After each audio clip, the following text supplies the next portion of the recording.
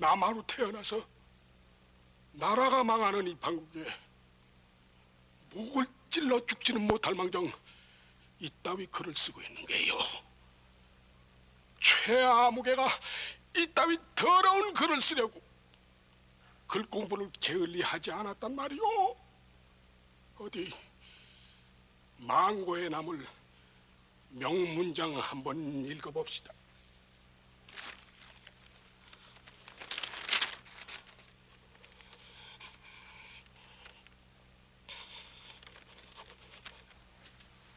대감, 시생도 대감의 의기를 모르는 바 아니오이다. 하나, 이 일이 어디 의기와 기백만으로 해결될 일이오이다이까. 이게 대쪽 같은 사대부가 쓴 글이요. 대의 우두머리를 만극하게도 관계나 치가였구나.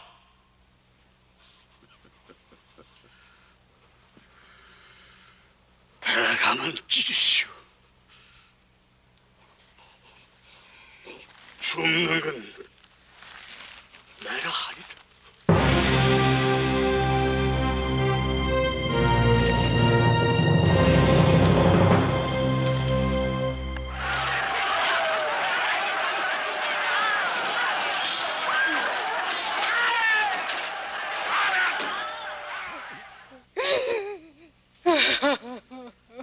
그만 고정하시죠.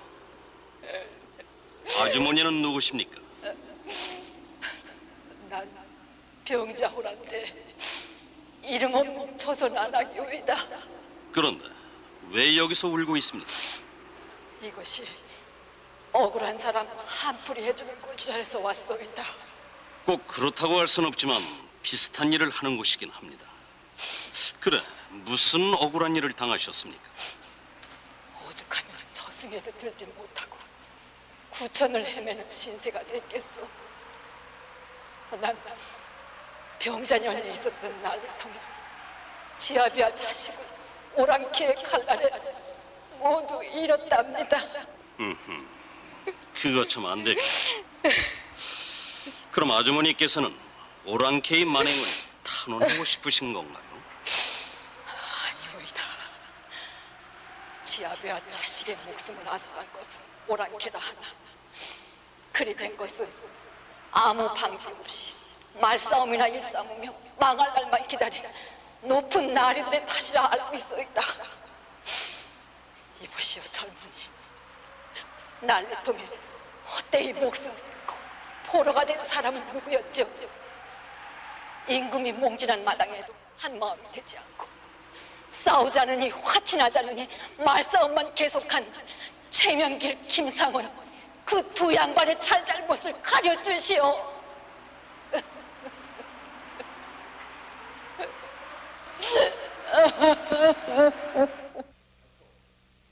안녕하십니까, 고원정입니다. 앞에서 보신 것은 조선왕조실록 인조 15년 1월 30일조의 기록을 토대로 한 것입니다. 그 원문을 보면은 이렇습니다. 용골대로 하여금 군병을 이끌고 행차를 호위하게 하였는데 길에 좌우를 끼고 임금을 인도하여 갔다. 사로잡힌 백성들이 바라보고 울부짖으며 모두 말하기를 우리 임금이시여, 우리 임금이시여, 우리를 버리고 가십니까? 하였는데 길을 끼고 울며 부르짖는 자가 10,000명을 헤아렸다. 이것이 병자호란 당시에 비참했던 실상입니다. 경쟁관계에 있었던 두 인물을 통해서 역사의 진실을 생각해보는 역사의 라이벌, 그 두 번째 시간입니다.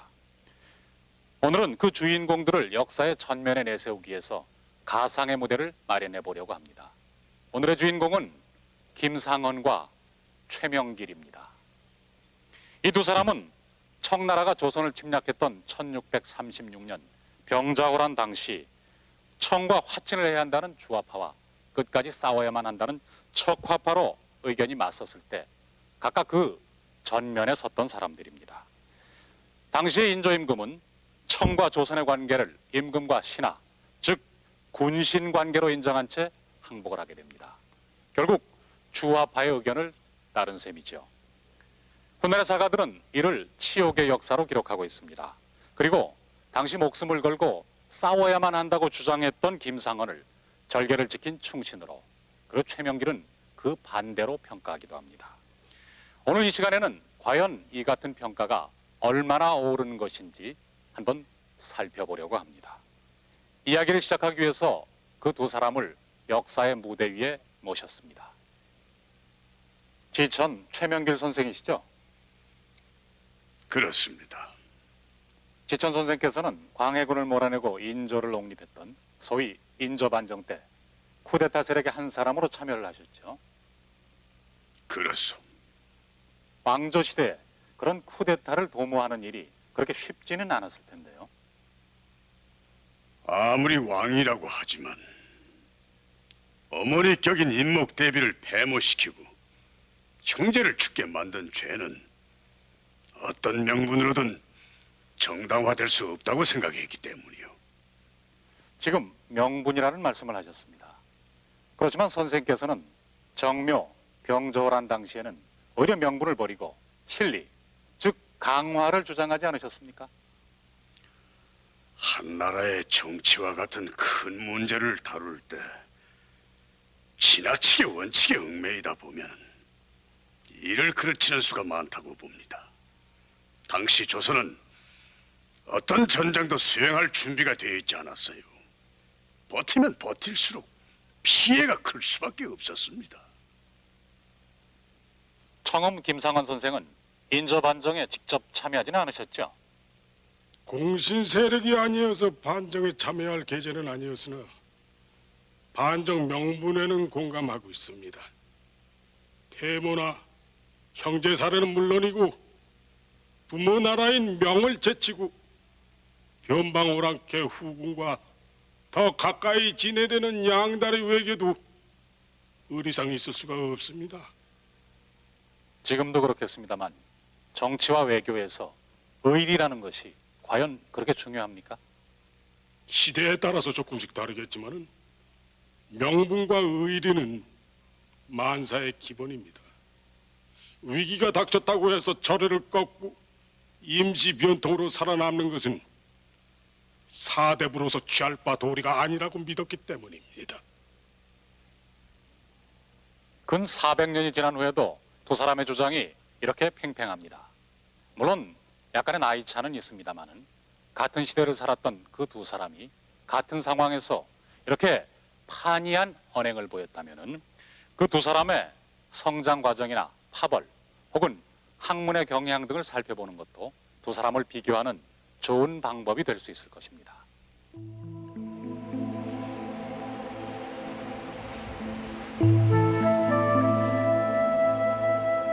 지천 최명길, 본관은 전주.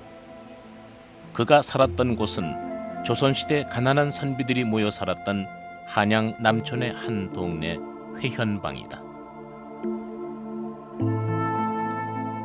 인조 반정을 주독한 핵심 가운데 한 사람이었으나 그 스스로는 관직에 큰 욕심이 없었던 것으로 전해진다.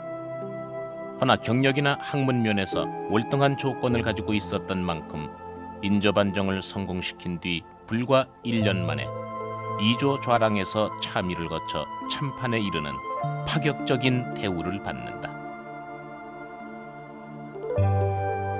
성리학이 한 시대를 지배했던 시절, 최명길이 아들에게 남긴 글에서 그 생각의 한 단면을 엿볼 수 있다.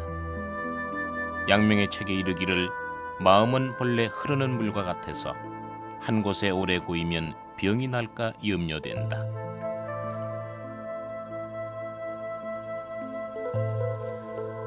인조 반정은 서인에 의해 주도됐다. 청음 김상헌도 최명길과 같은 서인이었지만 그는 향촌 선비들의 여론을 중앙의 정계에 대변하는 위치에 있었다. 이들을 가리켜 서인 살림이라 부른다.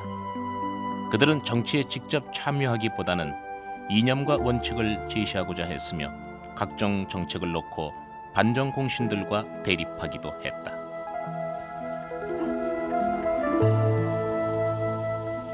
병자호란 당시의 척화론 역시 그런 살림들의 절대적인 지지를 받고 있었다.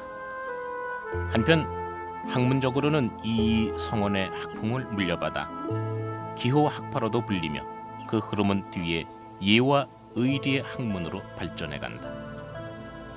김상원의 강직함은 최명길도 인정해 그의 인물됨을 인조 앞에서 이렇게 평하기도 했다.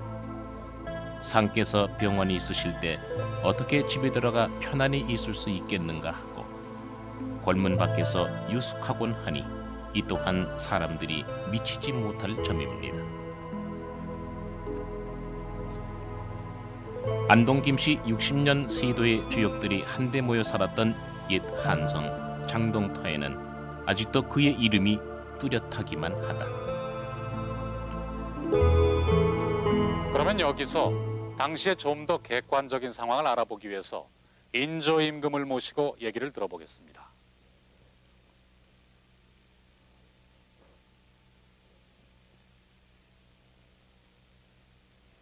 이분은 반정을 통해서 보좌에 오른 후 정묘, 병자년의 양대 호란을 겪고 결국 삼전도에서 굴욕적인 항복을 했던 조선 왕조의 제16대 임금이십니다. 군왕으로서 파란만장한 생애를 보내기도 했지만 후세의 평가에서도 선대 광해군보다 국제정세에 대한 안목이 모자랐다라는 비판을 받고 있습니다. 이런 후세의 평가에 대한 소감이 어떻습니까? 국정의 총책임자로서 책임을 통감합니다. 외교에도 실패했고 국방에 대한 대비도 소홀했다고 봅니다.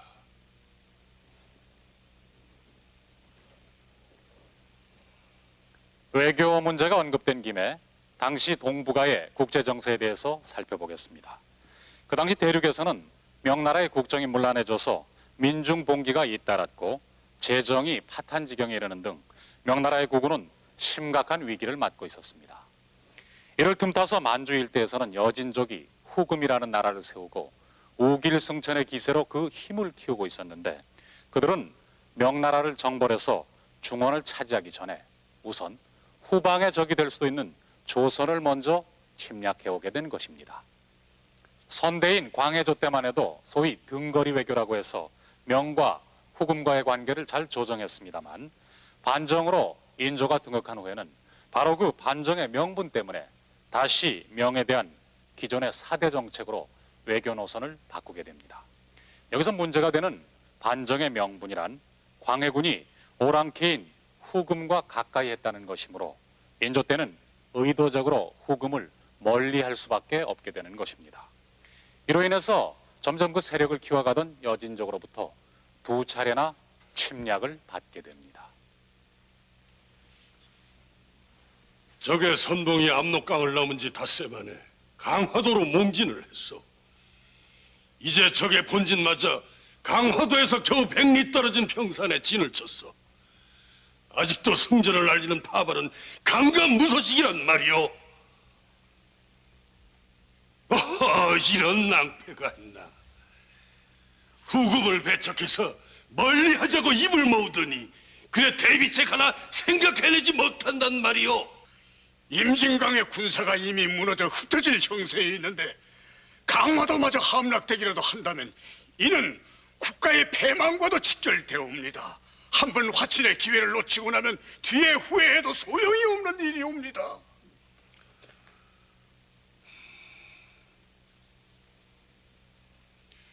오랑캐와 화친했다 하여 명으로부터 배반했다는 문책은 받지 않겠소. 사세 푸덕하였음을 국소로 알린다면은 그런 후환은 없을 줄로 아옵니다. 소신도 일전을 불사하여 명예를 지키는 것이 아름다운 일인 줄은 아오나 하오나 전하께서는 조선 백성 모두를 구휼해야 할 어부이시오리다. 깊이 통촉하시어 결단을 내리시옵소서. 알았소. 방책이 그것뿐이라면 화친하도록 하시오.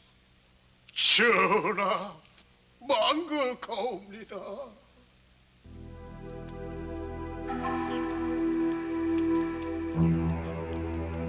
후금의 사신과 수차에 걸쳐 협상이 진행되는 동안 유생들의 척화 상소는 끊이지 않았고 추명기를 참수하라는 요구까지 제기된다.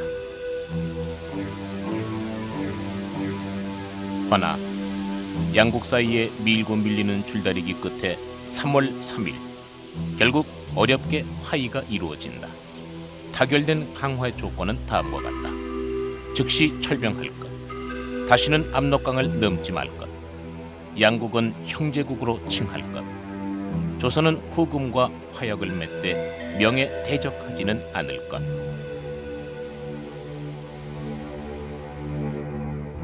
김상원 선생께서는 정묘호란 당시에는 별다른 활약이 없었는데 어디서 무엇을 하고 있었습니까?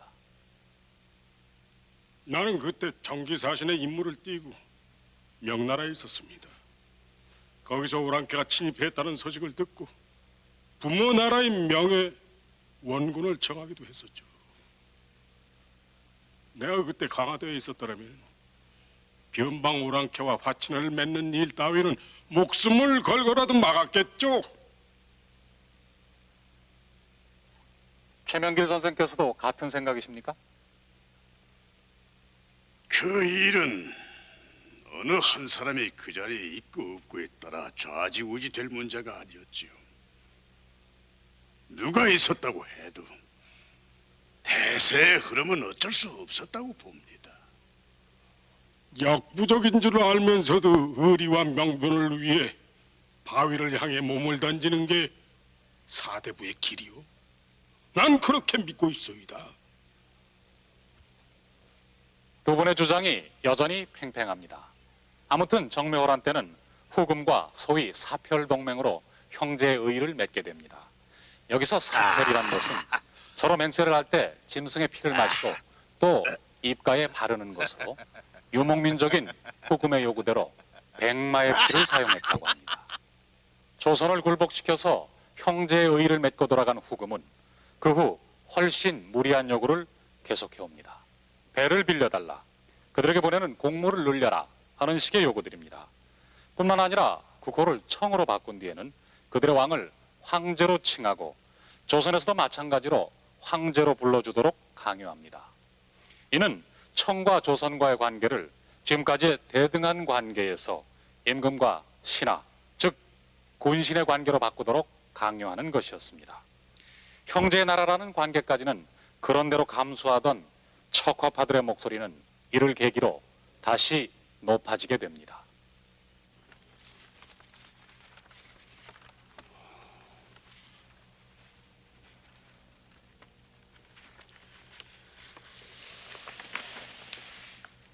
후금이 국호를 청으로 고치고 우리더러 그들의 우두머리를 황제라 칭하길 요구해왔어.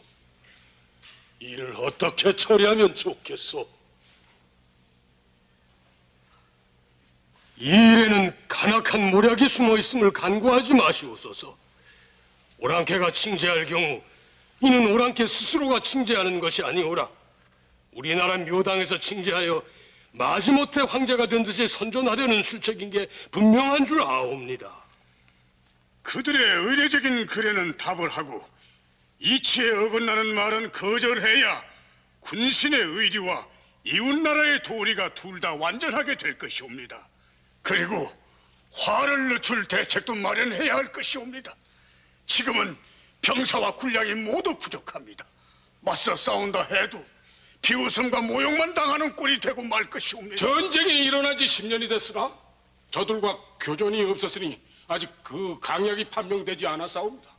하운데 먼저 겁을 먹고 차마 말하지 못할 것을 미리 강구하오니 신은 실로 마음이 아프오. 중국의 범녀와 대부족이 그 임금을 위하여 원수인 적에게 화친하기를 빈 것처럼 국가가 보존된 뒤에야 와신상동도 할 수 있는 것이오. 적의 허세를 환하게 알지도 못하면서 스스로 대부종과 범녀에게 비교한단 말이오. 전하의 총명은 하늘에서 타고나셨으나 간혹 조그마한 일을 너무 자세히 살피시는 병이 있으시옵니다. 정신을 너무 지나치게 쓰시면 어찌 성체에 손상이 없으시겠사옵니까? 화이가 나라를 망친 것은 어제 오늘의 일이 아니라 옛날부터 그러하였사오나 오늘처럼 심한 적은 없었사옵니다. 하오니 오만 방장 대사신은 어미 나물에 돌려보내 이 나라 조선의 위엄이 살아있음을 그들에게 과시하소서.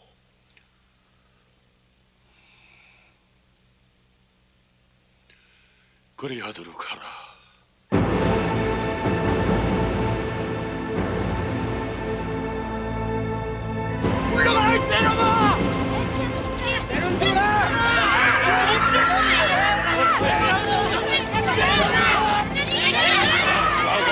인조실록은 다음과 같이 기록하고 있다.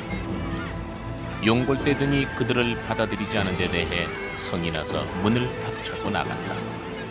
그들이 성을 나갈 때에 구경하는 관중이 길을 메웠는데 여러 아이들이 기와 조각과 돌을 던지며 욕을 하기도 하였다.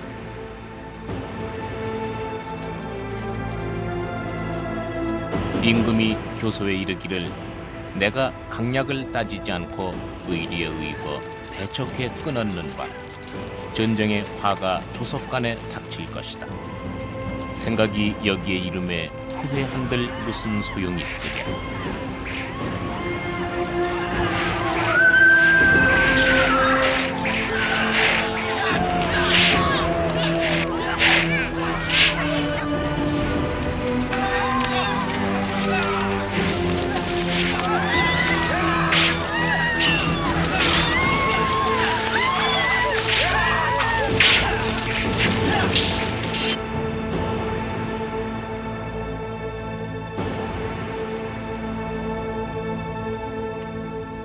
의주를 침입한 지 5일 만에 청군이 한양 부근에 이르자 임금은 피난길에 나선다.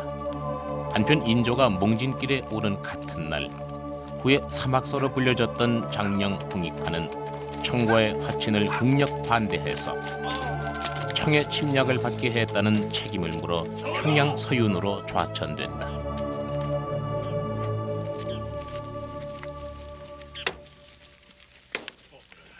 전황은 어찌 되었느냐?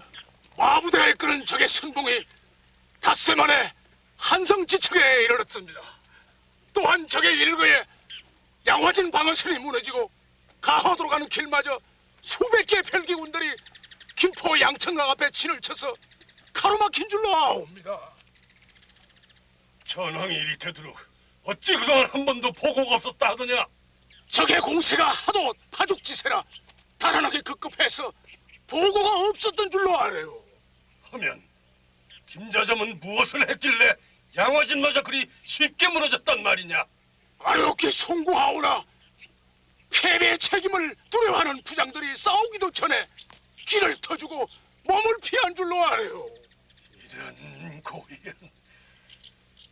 하면 종묘의 신주를 모시고 떠난 원선과 비빈 종실들은 어찌 되었느냐? 다행히도 길이 막히기 전에 무사히 강화도로 건너갔다 하옵니다.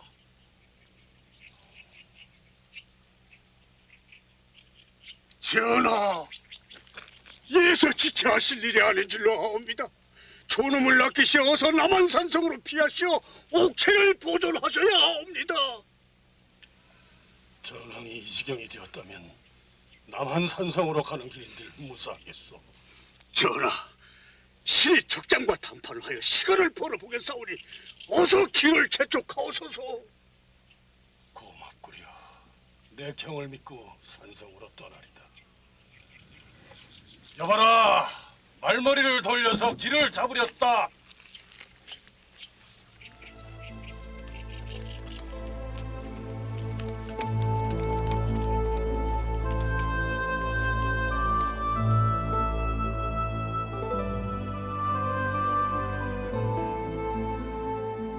남한산성은 천혜의 유세였으나 전시 준비가 부족해 성안의 사정은 참담했다. 미처 옮기지 않은 채 강변에 쌓아두었던 군량은 그대로 청군의 차지가 되고 말았다. 성안의 군량은 병사의 한 달치 식량밖에 되지 않았고 말의 먹이가 떨어지자 말이 군사의 식량이 됐다.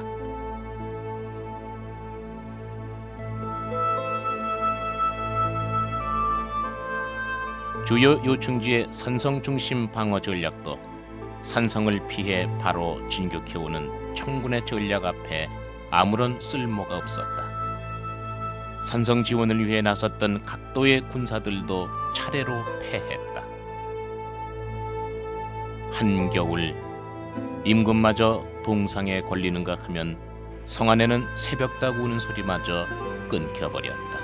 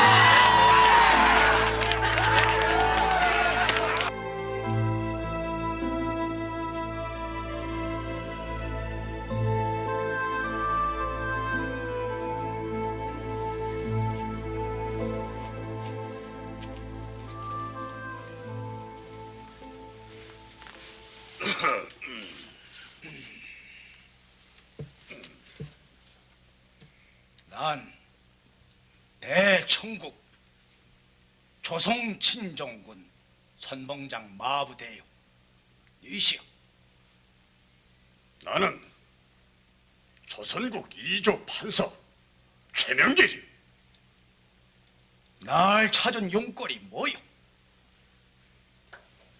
지난 정묘 이래로 형제의 지국으로 지내오던 처지에 이랬듯 군사를 일으켜 침범해온 연유가 무엇이오? 지난 얘기는 할 건 없어.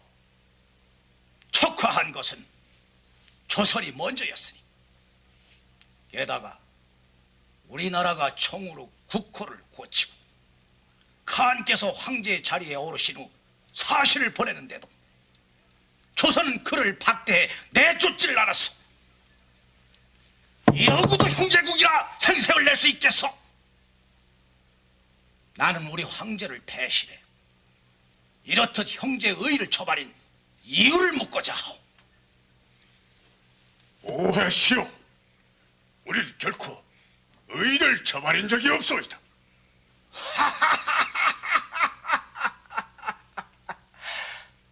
오해라고? 듣기 싫소? 지난번 그대 국왕이 평안도 관찰사에게 보낸 밀서를 우리 손에 갖고 있는데도 딴소리요. 정의에 입각해 결단을 내렸으니 방비책을 가다듬어라.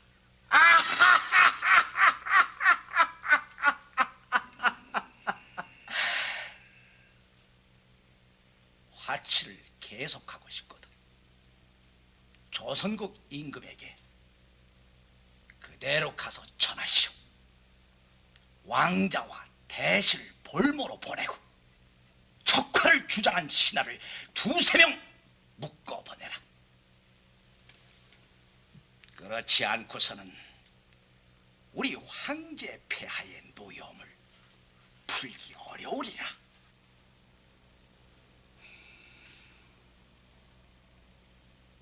전하, 흉측한 소식을 전한 소신을 파직하옵소서. 당치 않소. 과인의 실덕을 어찌 경에게 문책하겠소. 경들은 이 판의 말을 잘 들었을 줄 아오. 장차 이 일을 어찌하면 좋겠소. 영의정은 어찌 생각하시오? 묘책이 없겠소. 전하, 우선 다른 사람을 왕자와 대신이라고 속여서 보내봄이 어떠할까 하옵니다. 만약의 경우 탄로가 되면 대노여움만 살 뿐이옵니다. 오히려 이를 그르칠까 쳐내옵니다. 저들의 문서를 보면 우리를 신하로 깔보고 있는 태도가 분명하옵니다. 답선을 보내는 일은 불가하다고 생각되옵니다. 하오나 산성이 포위되어 배급로가 차단되는 바람에 성 안에 있는 생명들의 안위가 위박하게 그치옵사옵니다. 원망과 고통이 하늘을 찌를 듯한 민심을 다스리고 종묘사직을 지키는 길은 화친밖에는 없는가 하옵니다. 내 스스로 애걸하면 적은 더욱 경멸하여 화해는 마침내 이루어질 수가 없사옵니다. 오직 한 마음으로 싸워 지킬 수 있음을 보여준 후에야 강화를 의논할 수 있을 것이옵니다. 적의 군사는 배가 부르고 말은 날렵한데 우리 군사는 날로 피폐해가기만 하니 이런 상태로는 적을 대적하기가 어렵소이다. 오랑캐의 두목이 직접 출전하는 이상 대적하기가 어려울 듯 싶사옵니다. 서로 지금 우리가 저들에게 사죄한다고 하더라도 어떻게 저들의 노여움을 풀 수가 있겠사옵니까? 반드시 따르기 어려운 요청을 해올 것이옵니다. 고금의 역사를 보건대 죽기를 각오한 나라가 망한 적이 없사옵니다. 태조 개국 이래 단 한 차례도 외세에 무릎을 굽힌 바가 없사온데 이제 와서 한갓 변방 오랑캐에게 군신으로 굽히라니. 어서 일전을 결의하시어 내 나라를 위해 온 백성이 일어서도록 명하소서. 이것만이 청사의 아름다운 이름을 남길 유일한 길이옵니다. 통촉하옵소서. 전하, 강화에서 급한 전갈이 왔사옵니다. 어서 전하라. 그래, 무슨 전갈이냐? 강화가 적들의 손에 함락되어 종묘 신주가 적의 손에 넘어가고 원손 아기씨와 대군 마마, 비빈 종실들 게 없어 내 볼모가 되셨다 하옵니다.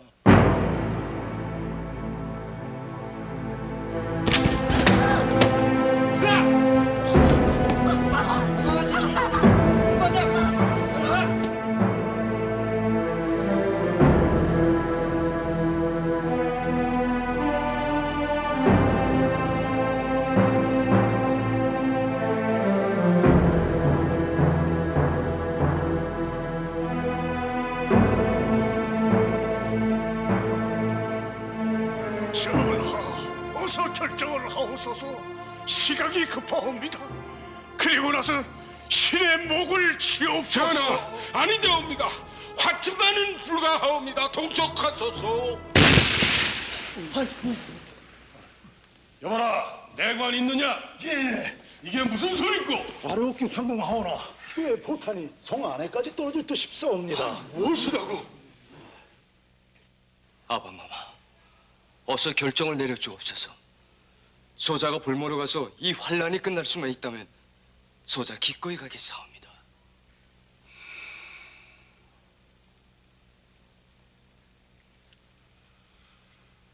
이 판은 적에게 보낼 국서를 전하시오. 분부 받자와 매시겠사옵니다. 전하, 화친이라니 가락지도 않사옵니다. 부디 분부를 거두어 주어소서.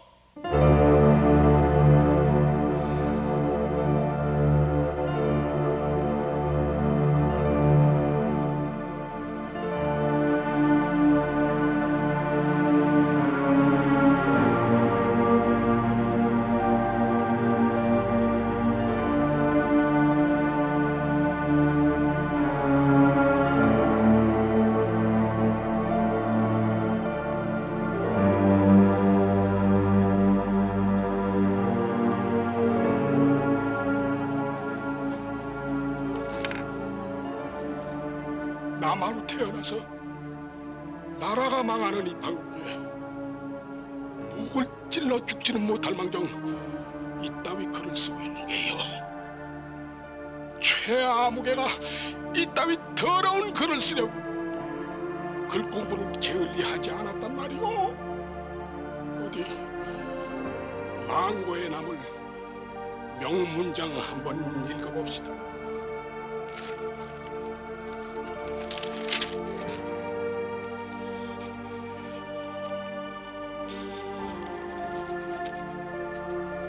대감, 시생도 대감의 의기를 모르는 바 아니오이다. 하나, 이 일이 어디 의기와 기백만으로 해결될 일이오이다이까. 이게 대쪽 같은 사대부가 쓴 글이요. 죄의 우두머리를 만극하게도 황제라 치가였구나.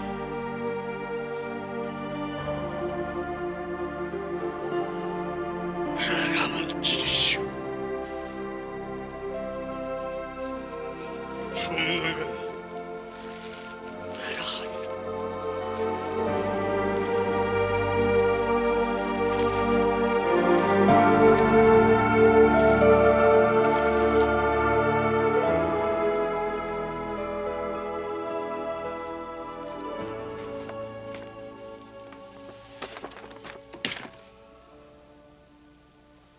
저들에게 보낼 대신들은 정해졌어. 화친을 배척한 사람들의 의논이 당시에는 정론이었다 해도 오늘에 이르러서는 나라를 그르치게 한 죄를 피할 길이 없으니 저들이 나아가기를 자청한다면 좋겠사옵니다. 홍익하는 지금 평양성에 있는데 저들로 하여금 그에 대한 처치를 마음대로 하게 하는 것이 좋겠사옵니다. 지금 마냥 국고본에 저들이 즉시 포위를 푼다면 모르겠사오나 그런 보장도 없는데 어찌 국고본에는 일을 하겠사옵니까? 하면 누굴 뽑아보낸단 말이오?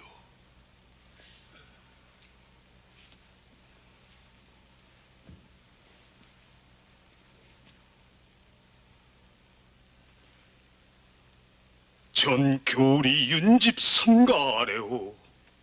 전 수찬 오달제와 함께 소신이 가장 척과에 앞장섰으므로 같이 묶여가기로 했사옵니다.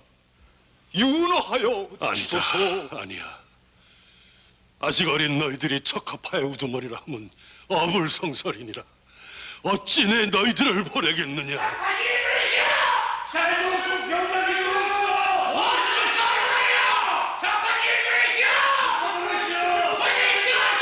아니 이건 또 무슨 소린고? 무엇이라고? 훈련 도감과 어영청 군사들이 행궁 앞에서 척화신을 잡아내라고 고함을 치고 있다 하옵니다. 이런 고의한 일이 있나? 아무리 사태가 급박하다고는 하나 저 앞에서 감히 어찌 이런 일이 있을 수가 있는가? 전하, 이제 사태는 뒤집기 어려울 듯하옵니다. 홍익한 윤집 오달제뿐만 아니라 척파를 주장했던 그들 중 몇 사람을 더 골라서 보낸다면은 저들이 숫자가 많은 것을 기뻐하리라 여겨지옵니다. 전하, 김유 또한 화친을 배척한 사람 가운데 하나이옵니다. 그 저희가 의심스럽고 한 시대에 명망 있는 선비들이 모두 사라질까 두렵사옵니다. 말씀을 삼가하시오. 군대를 책임 맡은 채찰사로서 구경만 하던 날짜를 다 보내고 사태를 오늘에 이르게 만들었으니 그를 보람이 마땅한 줄 아옵니다.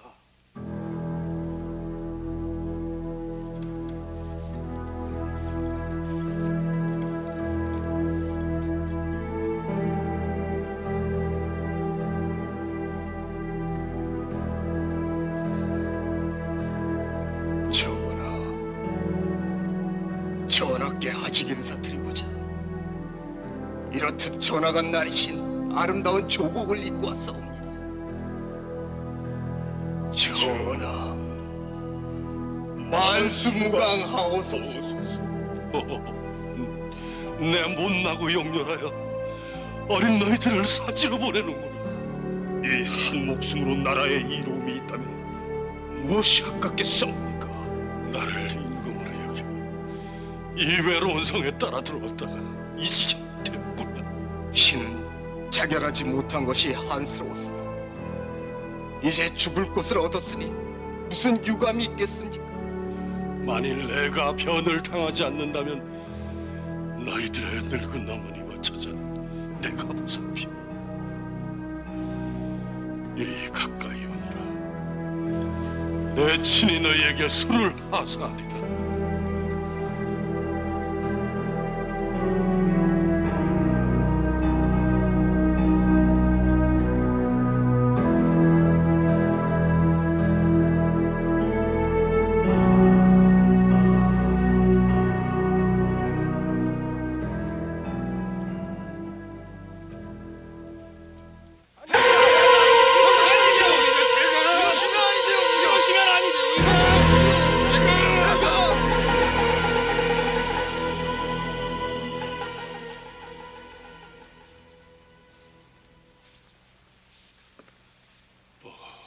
도취되었소. 전하, 신을 참하여 주옵소서. 이반 국서와 척화신을 내주었는데도 아직 그러하옵니다. 전하께서 직접 항세를 들고 출성하라는 요구이옵니다.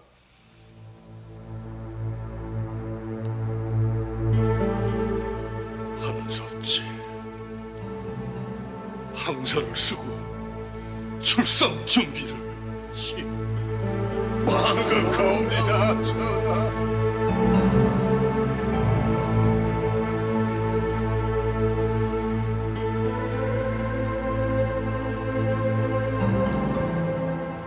이 부끄러운 놈이 장차 어찌 감히 열성자를 대하고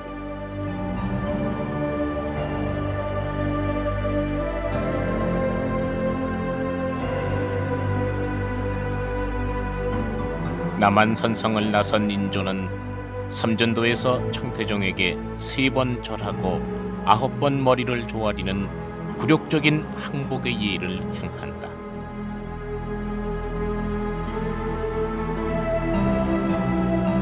청의 요구에 의해 삼전도에 세워졌던 대청 황제 공덕비 역시 훗날 땅에 묻히고 혹은 이리저리 옮겨다니면서 그 치욕의 역사를 오늘에 전한다.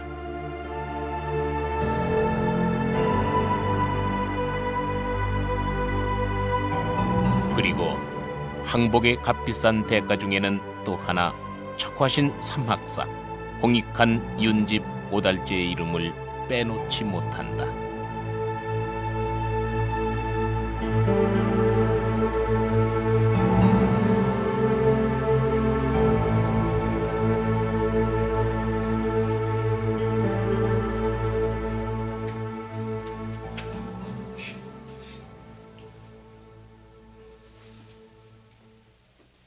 너는 어찌 무릎을 꿇지 않고 거만하기 이를 데 없는가?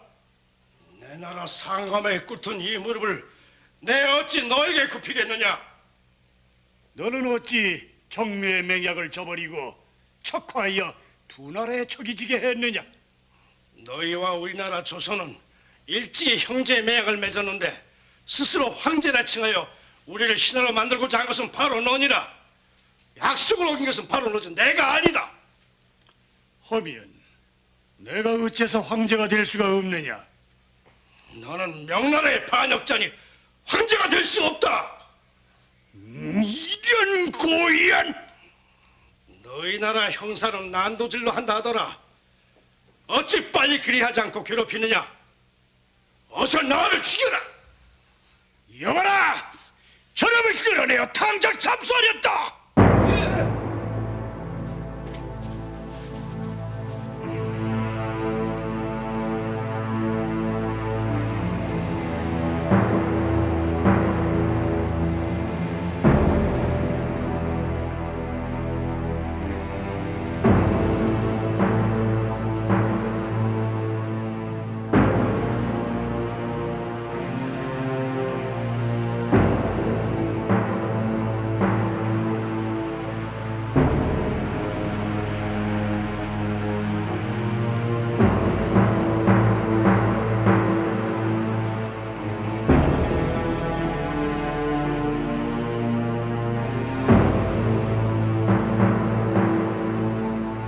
너희들이 비록 척화를 하였다 하나 우두머리는 아닌 듯하니 꼭 죽이고자 하는 것은 아니니라.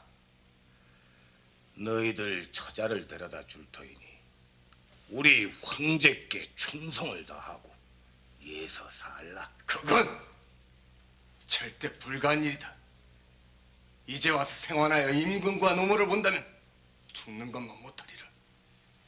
모름지게 빨리 죽여다오. 너는 어찌하겠느냐? 굴욕이 죽음보다도 더하다는 것을 너희들이 알 리가 있겠느냐? 이런 벽창호 같은 위인들이 있나? 여봐라! 이놈들을 소문 밖으로 끌고 가 당장 참수하렸다!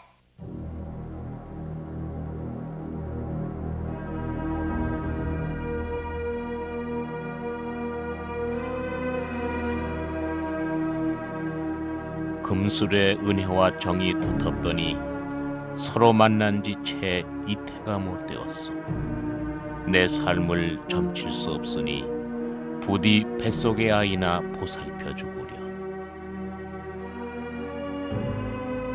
심양에서 죽음을 앞두고 아내에게 보낸 시를 뒤쫓아 오달째는 간신히 옷가지로 남아 그 부인 곁에 묻히게 된다. 그리고 훗날 사람들은 홍익한 윤집 오달째 3인의 의기를 기려 그들을 사막사라 불렀다.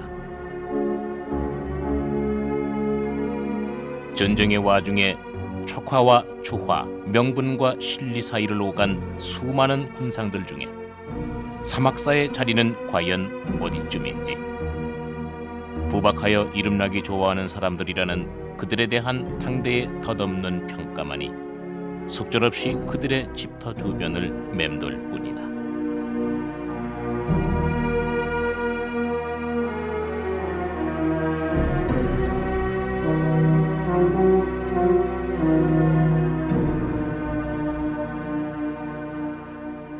이렇게 해서 조선은 청과 군신 관계 화의를 맺고 표면적인 평화를 되찾습니다.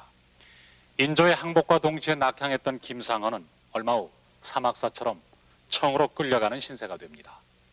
반면에 최명길은 한양에 남아서 병난 후에 뒤처리를 담당함으로써 두 사람의 인연은 일단 이것으로 끝난 것처럼 보입니다. 그러나 최명길도 뒤에 독보라는 승려를 밀사로 명에 보내는가 하면은 청에게 쫓겨온 명나라 군대를 도와준 게 탈로가 나서 역시 청으로 끌려갑니다. 그래서 두 사람은 청의 심양에 있는 감옥에서 벽 하나를 사이에 두고 다시 만나는 참으로 기구한 인연을 맺게 됩니다.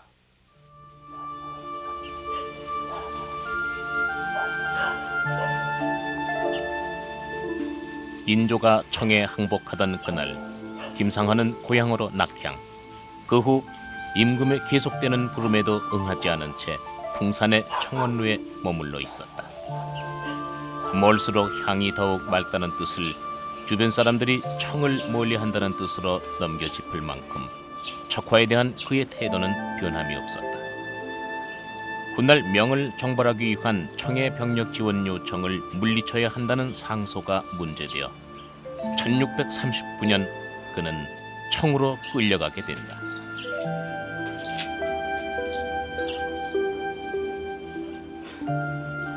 당시 나이 70세, 김상헌은 백발의 노구를 이끌고 시조 한 수를 남긴 채 고국을 떠났다. 가노라 삼각사나 다시 보자 한강수야. 고향 산천을 떠나고자 하려마는 시절이 하수상하니 올똥말똥하여라. 반면 최명길은 병자호란 후 영의정에 올라 국정을 주도했다. 그는 똑같은 청의 병력 지원 요청이 있을 때마다 직접 시명으로 달려가 협상을 통해 청의 요구를 철회시키는 외교적 수완을 발휘해 여전히 김상헌과 대립되는 그의 면모를 일관되게 보여준다. 나아가 명과의 관계 회복을 위해 명나라에 독보라는 승려를 보내는 등 반청 활동을 한 것이 청에 알려지자 마침내 최명길도 심양으로 끌려가게 된다.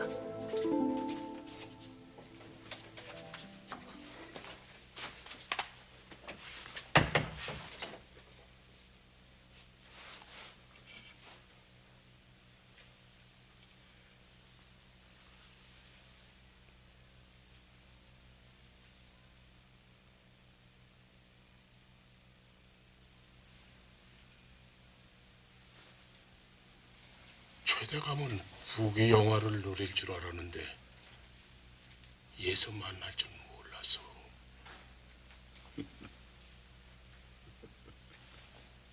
그래. 어떻게 얘까지 붙잡혀 왔어? 그 사이 걔가 천선해서 오랑캐에게 반기를 들었을 리는 없을 테고. 실은 청에 간자를 박으려다 탈로가 나서 잡혀왔다면 믿으시겠소? 그게 사실이요? 그렇습니다. 내가 화의를 주장했으니 청에 사대하려 한다 생각하셨겠지요. 대감이 대의명분을 주장했지만 나는 힘없는 아국 조선이 살아남을 길은 그뿐이라 생각했었소.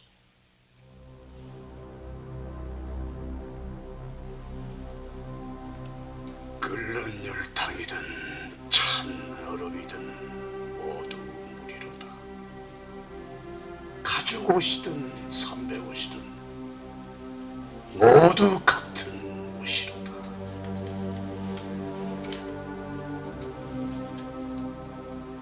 성패는 하늘에 달린 것. 옳은 것은 살펴 돌아가야 하나니 새벽이 가고 날이 어두워지더라도 어찌 웃돌이와 아랫도래를 받고 있겠는가. 권도는 현자도 잘못한 경우가 있는 것. 진리는 많은 무리로도 막지를 못하느니라.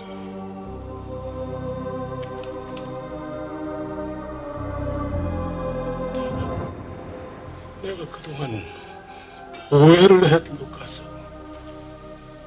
대감의 속 깊은 뜻을 내가 이해하지 못했으니 용서를 해주시오. 아니오이다. 예나 지금이나 대감의 의의를 나는 물어보고 있습니다.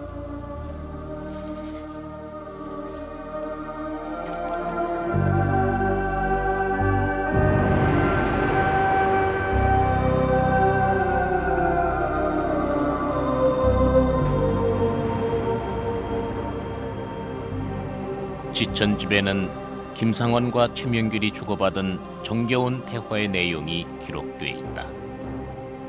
이후 두 사람은 최명길의 아들 최후량과 조선 정부의 노력으로 김상원은 압송된 지 6년 만에, 최명길은 3년 만에 고국으로 돌아오게 된다. 문명국임을 자부하던 조선이 오랑캐라 멸시하던 여진국의 무력에 굴복하여 신화의 나라로 전락했다는 사실은 조선의 사대부들에게 극심한 좌절감을 남겨놓았다. 조선 왕조의 권위 또한 땅에 떨어졌다. 이러한 극도의 좌절감과 상실감 속에 조선의 사대부들이 자교회복의 방법으로 들고 나온 것이 국벌론과 대명의리론이었으며, 이는 김상원과 최명길에 대한 역사적인 평가가 상반되는 계기가 된다. 이후 의인과 열사에 대한 추모 사업이 2세기에 걸쳐 지속됨으로써 최명길에 대한 평가가 역사의 그늘에 묻혀버리는 결과를 가져오게 된다.